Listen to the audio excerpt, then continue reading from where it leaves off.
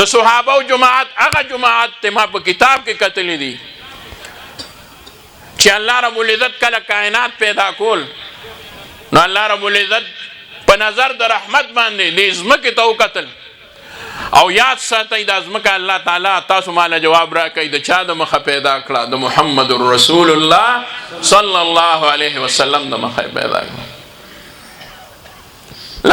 لولاک لما خلقت الافلاک لولاه لما خلقتك یا آدم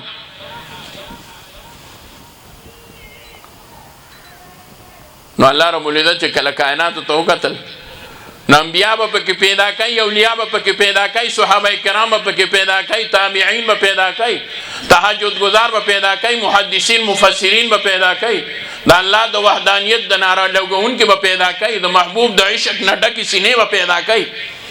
خو د ټولو نه سیوا الله رب العزت د دې دنیا د پاره باعث تخلیق کائنات د دواړو جهانو سردار د مدینی جانان محمد رسول الله صلی الله علیه وسلم وګرځولو نو دا هغه د پاره ملګری ګوري چیرې هغه خو ډېر لوی صفات والا انسان خو چې ملګری ولا څوک دی وایي چې الله رب العزت کله په کائناتو باندې نظر واچو او وی چې په دې کې د ماته د محبوب هغه مخلصین ملګری ظاهر شي نو وای الله رب العزت ته په دې کائناتو کې د صحابه او وجودونه او جسمونه د الله په رحم او په رحمت باندې او د الله په توجهات باندې داسې ظاهر شو لکه په تور شپه کې چې په تور آسمان کې ستوري ځلیږي دغه شان په دې ځمکه باندې صرف او صرف صحابه کرام الله ته وځلیدل نه زه ځلیدلی نه بل ځلیدلی نه بل ځلیدلی ما تاسو یو لولي علما نه دي ځلیدلي اولیاء الله نه دي ځلیدلي وجه دا چې محبوب سره د چا ملاقات کېږي الله رب العزت هغوی په مخ د ځمکه وځلول دا یو خاص جماعت دی خو یاد ساتئ وروڼو بس خبره مختصر کوم دغه خلکو ته څه حاصلو په مدرسه کې سبق نه دی ویلی او چرته ورپسې ګرځېدلي نه دي ډیر کم پکې تعلیم یافته و چې لیکل لوستل کولی شو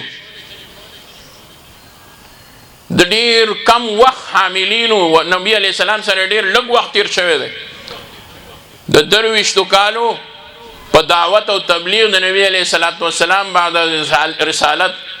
په هغې کې ورسره هم دکه ملاقاتونه شوي دي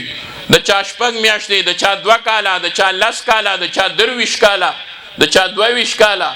د چا 1 غنټه د چا 10 منټه دوره ملاقاتونه ورسره شوي دي خو وروڼو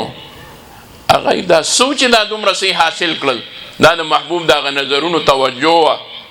دا د محبوب دغه خپلو صحبتونو اثر و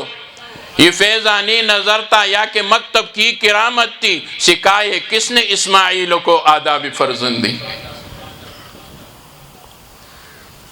هغوی په یو ځل باندې الله تعالی اوچت کړل کمی مرتبه ته او رسول د اخلاص نه ډکې سینې وي د محبت نه ډک زړونه د نور نه ډکې سترګې وي داسې تجلیاتو نه ډک تندی و چې هغې له الله تعالی په دنیا کې د 1,40,000 صحابه کرام د نبی علیه السلام تیر شوي دي او نن چې ما او تا په دې کلي کې ناست شو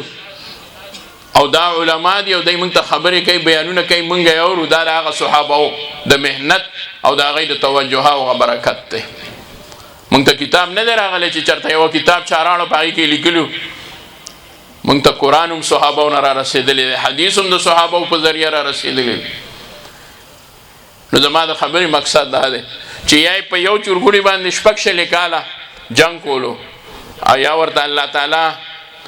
دومره په ژوند کې انقلاب ورکړو چې یو صحابي دی جلیل القدر صحابي دی صاحب سر رسول الله صلی الله علیه وسلم دی نبی علیه السلام به دته د راز خبرې کولې حضرت حذیفه بن یمان رضی الله تعالی عنهما هغه صحابي دی چې په ټولو صحابو کې دته د نبی علیه السلام خاص خبرې هغه ورسره محفوظ وي هغه صحابي دی چې نبی علیه السلام ورته د منافقانو نومونه ښودلي او ورته یې ویلي ظاهرو یې ما هغه صحابي دی چې امیر المؤمنین عمر فاروق رضی الله تعالی عنه په جنازه کې هغه کتو چې په جنازه کې حذیفه شته او که نشته، که وبه خو جنازه به یې وکړه، که به نه ونوي تپوس وکړئ چې حذیفه هسې نه دی راغلی، که په څه وجه چا به ورته ووایي نه و نه دی راغلی، روغ غوندې به رستو شوي، پته نه لګي دا به د منافق جنازه وي ځکه هغه نه دی راغلی. داسې صحابي و چې عمر فاروق ورته منت کوي د الله دپاره درته دا نه وامو چې د محبوب راز ظاهر که ماته د منافقانو نومونه وښیه، سر دې وخوري هغه منافقان، خو ته پکې وګوره چې عمر پکې شته و که نه.